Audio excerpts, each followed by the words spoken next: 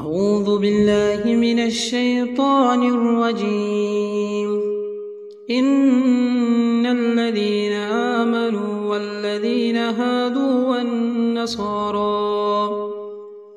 والنصارى والصابئين من آمن بالله واليوم الآخر وعمل صالحا فلهم أجرهم عند ربهم ولا خوف عليهم ولا هم يحزنون. وإذ أخذنا ميثاقكم ورفعنا فوقكم الطور خذوا ما آتيناكم بقوة واذكروا ما فيه لعلكم تتقون.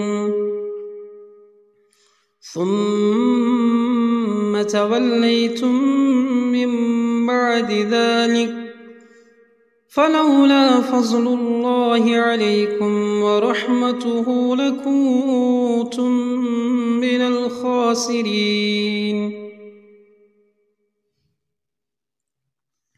ولقد علمتم الذين اعتدوا منكم في السبت فقلنا لهم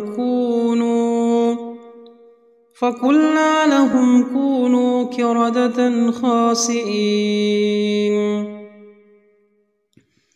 فجعلناها نكالا لما بين يديها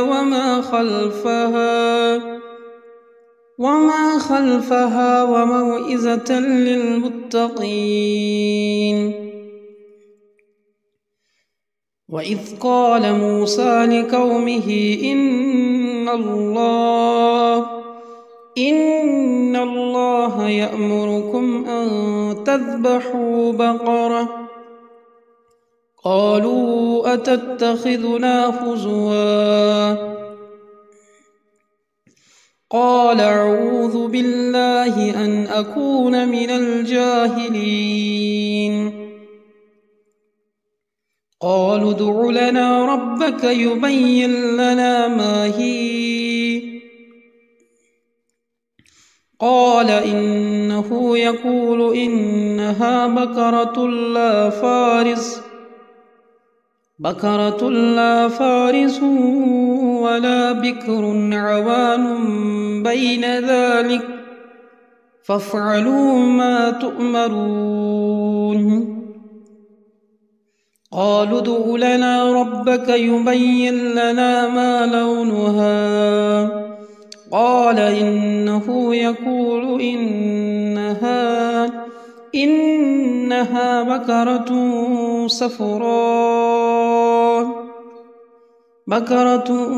صفراء فاكهة لونها تسر الناظرين.